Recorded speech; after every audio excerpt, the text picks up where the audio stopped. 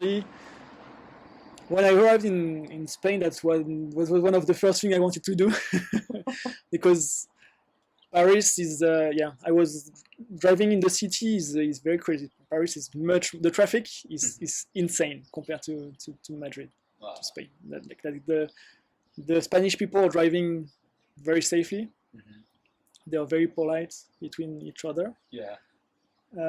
Of course, sometimes you can see people getting angry between each other, but like Paris has nothing to do. All the time you see people getting angry, like shouting at each other and things like this. And so I was confident driving in such environments. I had some accident as well in Paris. Yeah, Oh, wow. I had actually I had 2 in 3 years, so it's not bad. But yeah, when I arrived in Madrid, I told myself, yeah, it's good time. I think we should talk about as well the COVID situation, because I arrived just before the COVID, and so I was kind of hit with the COVID. Yeah. So the COVID was actually one of the things why I bought the motorbike, because I told myself I'm gonna be stuck here anyway. Yeah. So let's find ways to travel in Spain, because it's better to enjoy your time, as you will be living in Spain for a couple of months, years, I don't know how long. Let's find out ways to travel in Spain.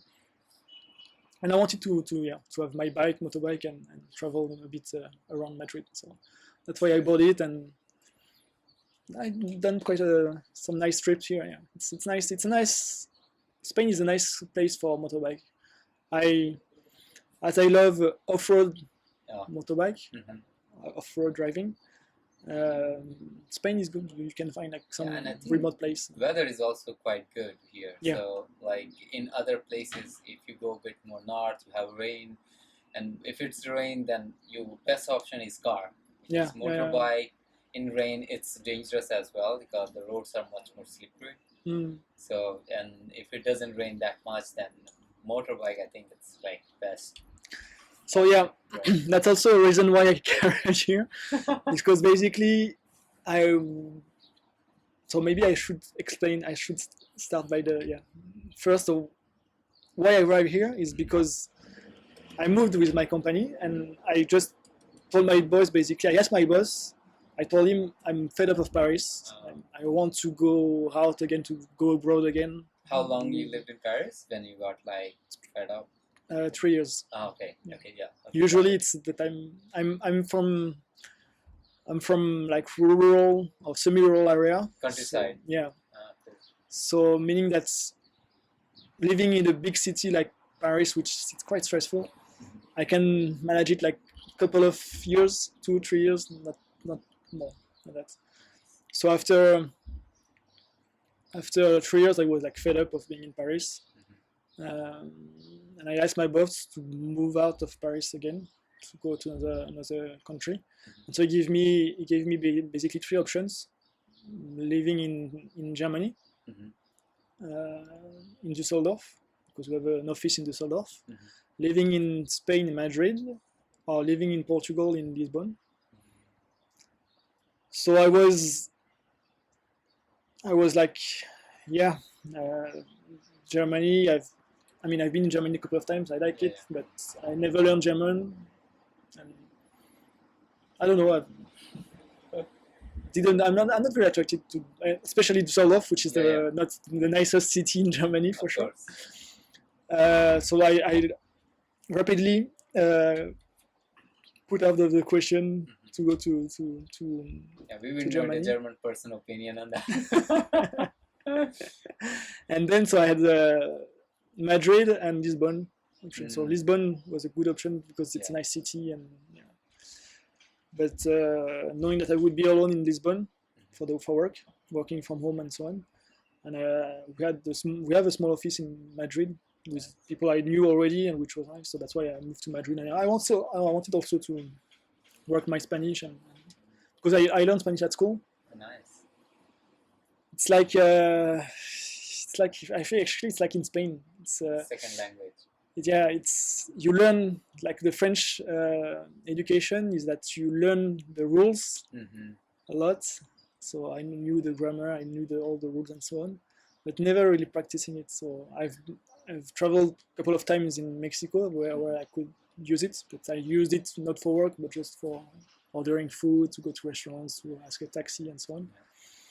But never really practicing it. So I told myself, hey, it's a good opportunity to go to Madrid, which is a nice city as well, and to improve and to try to being able to speak a decent Spanish. No, that's true. It's for me as well. Like why I moved to Madrid. Similar, of course, I didn't know any Spanish, but for me it was I will learn Spanish, and the weather was closer to the Indian weather than anywhere else in Europe, apart from Greece, but there were no jobs in Greece, as usual. Yeah. And unless you are into tourism, you can find my Greek friend won't like it. But no, Madrid, I also fell in love over here, and then it's quite nice to be in a town where people are nice. You speaking the language. When you start learning local language, it's just open up a new horizon for you. Then you can go anywhere and be with people, and people are so nice. I was really amazed by that fact that people are so welcome. Felt like India. Like in India, if you go, in general, people are super welcome. Yeah. So when I came here, apart from language, I didn't see that difference of like culture base. Of course, this is very open culture. I guess there's some differences still, but just people welcoming, like, because sometimes when you come from a different country, which is, we call it third world country, you feel people not going to be that welcoming. You go somewhere and people like, it doesn't look like you belong here, but it never happened to me in Spain. So, and I hear stories, people from UK and US, when you have like, even US is like probably worst country right now for like making a racist rants and things. And but I agree with your point, but the thing is, I think between countries, people, of course, there's education, there's the culture, so there's a very different way to welcome people in every country. It's very different, but you will always find, I think, good people to welcome you in almost every country. I never had any. I always traveled backpacking, and I've traveled like for years now, and I was at least doing 2 to 3 trips a year. Last year was the first time I didn't do any trip outside of the country I was living. Yeah, but usually backpacking, I could tell that people always find nice people to welcome you. So Madrid is a place where people are welcoming you. But for example, I found that Spanish people are very friendly with you, but not very eager to invite you home, for example. I don't know if I ever got invited to someone. So that's one thing. It's not in the culture here. You are invited to go out, to go have a drink, to a bar. The bars are always full. That's that one thing that I love here. But in the meantime, they will never. I can't say never, but they will not invite you that easily in their place. I think it's hard to get, like, when they make their friend circle, like, it's hard to be that part, because they also, like, between their friends, like college friends, they invite home. But that's true that they have friends. They have long duration friends. And that's why it's very hard to get in. That's true. So that's why usually when you make friends with foreigners. That's true. I totally agree that, like, most of them in the beginning, and of course if you don't speak Spanish, then it's like no way anyways. So people are welcoming. People want to understand you, but if you don't speak Spanish, they will like. But it's like a trendy. I mean, it's like a common thing here. But you cannot say that everybody like the same. Of course, you will find people welcoming you in their place and so on. But it's like more general things that's what defines the. Goes in stereotypes, right? Exactly. I had one question about, like, what is the best and worst stereotype for French people you heard, or and whether those are true or not. Wow, so that's a difficult question. Best or worst, and whether it's true or not. Stereotypes, French stereotypes. it's very hard to say because I'm not the usual French guy. First of all, I don't think I'm fitting in most of the French stereotypes, so I'm not the best to really tell you what kind of stereotypes we can find in France. No, what you heard, like people talk about, because you have traveled a lot, so you met a lot of people. You mean from the outside? Okay, yeah, from outside. No, not from inside. Oh, the worst.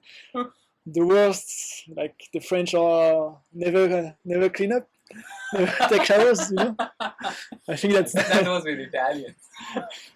No, but that like the white powder, like the French kings used to.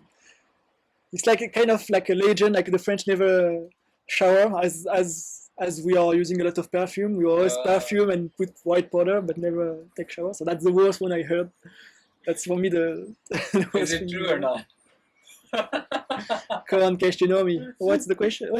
I know it's not for you, but no. I think I think these countries where there's. I think being clean. It's the same in every country. Like everybody is just. You will always find someone that's never clean up. Which happen, but. Yeah, no, I think the engineers are the worst. Like I know in my engineering college, like in India, imagine it's summer, and I know few guys they will not take baths for like 4 to 5 days. It's like, dude, it's 40 outside. I must have sweat for sure. I can tell you that in France, I never saw that. Even maybe 1 or 2 guys, maybe I met weird. There's always some weirdos anyway, but no, it's not a common thing for sure. Yeah, okay, good to know. What is the best one? The best one. Like. Maybe it's quite fun. The French being seen as the most romantic people on earth. Yeah. That's kind of fun because not in Europe or Americas, it's not that believed. Mm-hmm. But if you go to Asia, for example, that Asia they all want to go in France, in Paris, and they have this idea of the French people being romantic and so on. Yeah. I think in America as well. I think it started from America. Like if you go there, they take European people for them. Because they portrayed from their English movie, Hollywood movies and all. So that's how we went to Asia, because how you know about Europe is through Hollywood movies. Maybe you're right, but I think it's now much stronger in Asia than in the US. Because I've been a couple of times in the US, I could tell, but not that big belief. and I think in Brazil was also a place where. So if you go to Asia, you are like god of romance. Like, French people are here. They believe this, but any white guy who will go in China, for example, it's kind of a weirdo things because there's no white people there. So was it like experiences like super enjoyable with like girls, or if you like guys, like I'm not sure how the gay community over there, but like with the girls. No, there's no gay community in China. It's not. It doesn't exist. No. Like they believe in ghosts, but not in the rest of Asia, yes. Southeast Asia, there is, especially Thailand, Philippines, or there is no issue with the gay community there. But China, it's not. It doesn't exist. Never heard about that. And China, it's as long as you're a foreigner in China, you will be. As you are the only, for most of the Chinese, they will see they have seen a couple of white guys in their life, or a couple of foreigners, even black guys. It's always for them an enjoyment to go to talk to you or try to talk to you because you speak the same language, or they will try to interact with you. So. Wow, I found it interesting, very interesting. So was it like the girls, like was it like they were coming too much onto you, or they were keeping distance, or like just super observing? No, they were coming up to you then. I will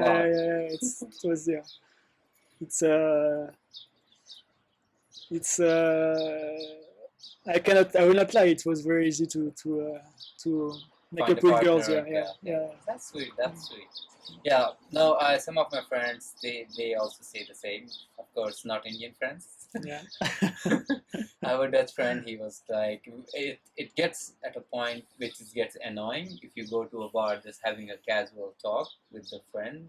Either it's for office work. Yeah. You see just the girl coming onto you too much, and then you're like, okay, you're interested in two girls, but all the other eight is still coming onto you, and then he was like, it just gets a bit annoying, but it's still at the other end, it's super easy then. Yeah. But the big difference, I think, with China is that as the Chinese are speaking Chinese mostly only, they will come to you to say a few words and just disappear after, because Like, the discussion cannot go on for the whole too night. much Yeah. like, guys, cute, but I don't think I can. The hand language works for some time, but then you cannot pass the whole night. Yeah. No, don't worry, I won't go in that detail. Yeah, no, man. China. I would like to go sometime, but right now, I don't think I would like any my China, because before I would go just for the tourism, because I know now that their government is putting more and more strict restrictions on the people. Like I've heard about they have like an app where you are kind of like rated, like everyone is rated. Yeah, it's. I was when I was there, it was still not that strict, but now, I heard that it's more and more strict. I mean, we could talk about China for hours because I really loved when I was living there. I'm here to listen. Yeah, but I don't think that you want to hear about China only in this podcast, but it's just that it's so much controlled. I think it's horrible for them, for the Chinese people, like, because so now, as you were saying, now they have the kind of rating system where you cannot do anything outside, which is being illegal, like crossing on the red light, for example. If you cross on the for the penalty is red light, it presents red. If you cross, you're gonna lose points, and with those points you can come to a point where you cannot travel, for example. You're not allowed to travel or things like this. So it's getting horrible for them, and this Chinese government is. We can criticize the Chinese government, but there's also other government to criticize for sure. But the Chinese one, what they're doing is horrible. Like, they also, I think you heard about the Xinjiang area with the Muslim minorities in China, which has been Uyghur Muslims, right? Yeah, exactly. Yeah, no, it's a strange place. Tibet as well, which also is strongly persecuted. Yeah, the thing is, like, people, as I said, right, Western society, like all the Democrats, they knew it, and they were like, just, okay, if I close my eyes, I don't see it, then it means I don't have to act on it. But since the start of social media now, like, everybody's like a news channel, like anyone can post and become like a reporter. I'm nothing I have against like saying that they're good reporters, but as a person can tweet, and then you have you get information from that person. You don't have to rely just on the news sources anymore. And since then, it just exploded. People sending the satellite images of that concentration camps, how they have, and then people are more aware. And now people putting pressure on the government, their own government, to like, okay, do something. And going like, no, we have like our economical ties. We have factories over there. What should we do? Yeah. So we can go into we can go into the world political topics, but basically, that's for sure a good thing that now, with all the technology, the communication is much easier. So you can tell what is going on in many places and so on. But let's come back to Spain. Yeah. I think it's good. We're going in a very, very serious and very complicated parts in this discussion. But, No, I could imagine. Yeah, no. Let's come back to I would love to discuss this, but I don't think that's the point here, and we'll make the people listening very, very. At least we're gonna block by the Chinese government. Exactly. I'm gonna get another email from the Sing Sing like Yeah. we need to delete this. I think we have said enough already, so that you cannot have this being Enter in the published in China. China. I go there and they were like, you can enter, but now you cannot never leave. Exactly. You already have 3 points out of 5. Exactly. No, I don't see things like myself even as a tourist. Coming back to Spain, yes, let's changing topic. What was the best part of place like which you like? Because you motorbike a lot, so I'm assuming you can find like some hidden places when you're just doing motorbike and you're like, oh, okay, I like this town. Anything which out of the blue just amazed you? Yeah, the problem is that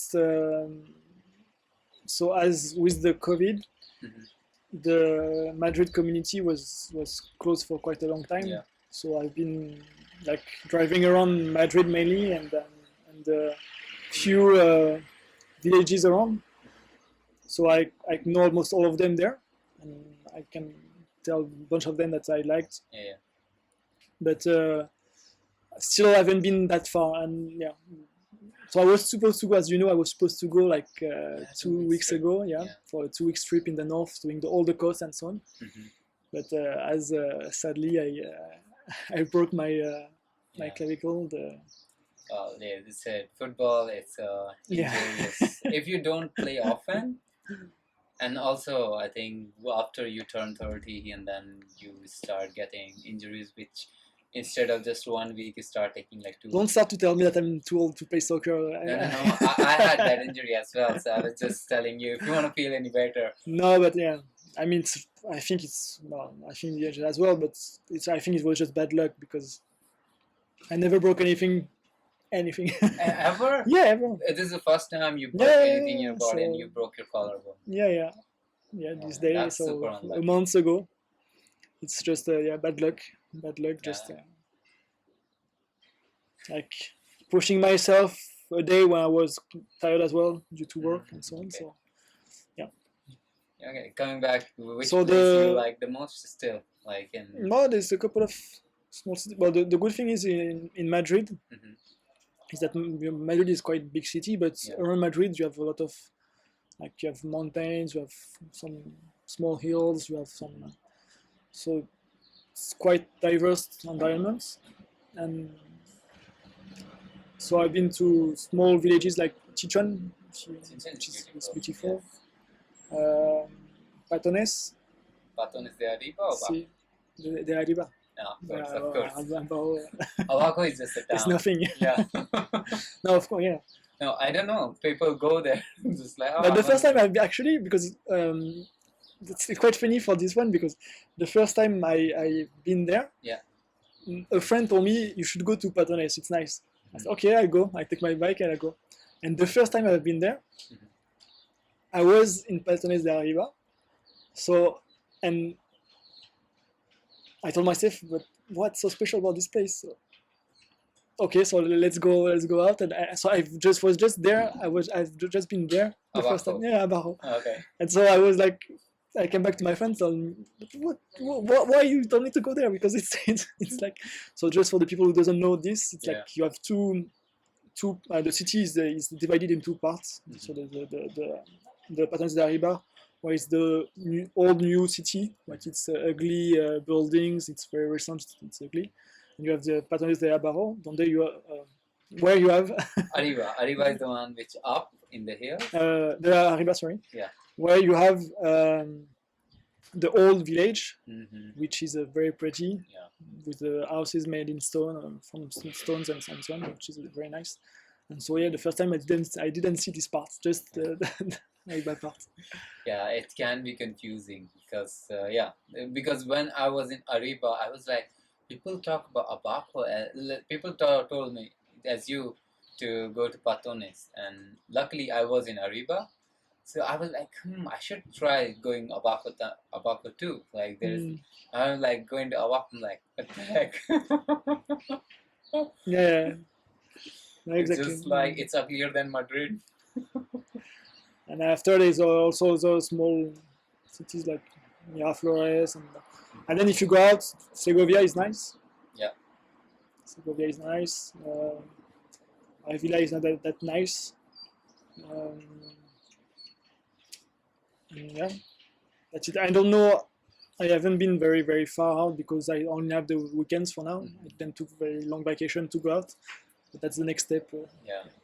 next plan.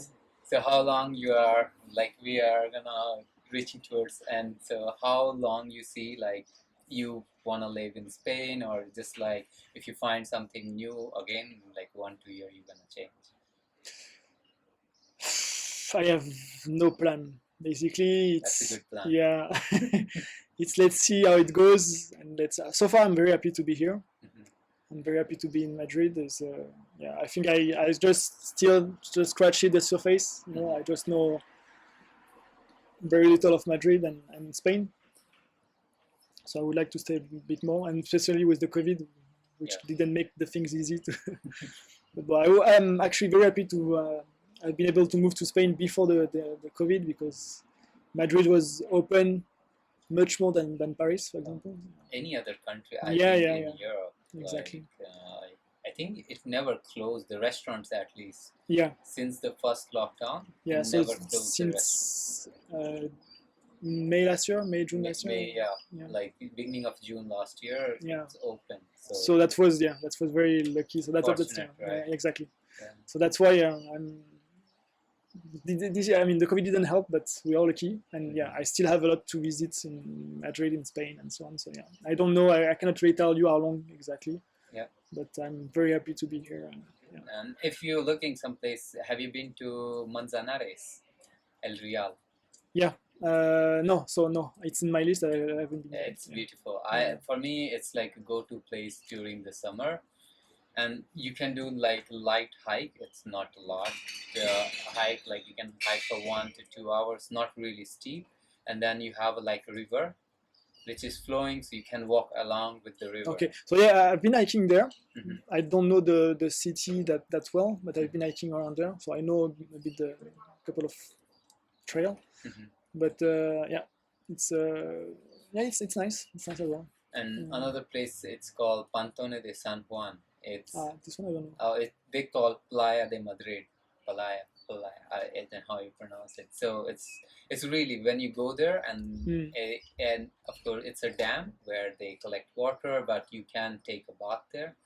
Not sure with the COVID they might have stopped it because they don't want people gather a lot. Yeah.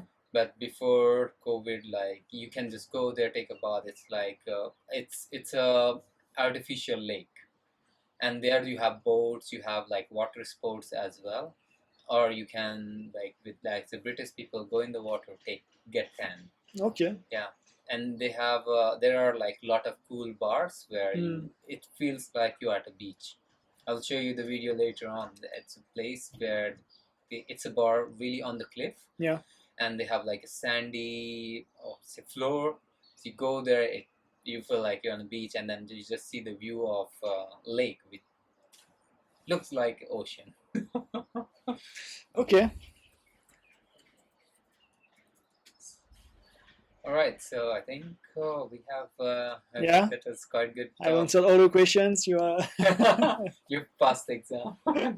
No, I'm really happy, and I'm really thankful that you were here, man. And let's hang out some other time again. Thanks for having me. Yeah. See you next time. Okay, then say bye to everyone. Bye. Bye.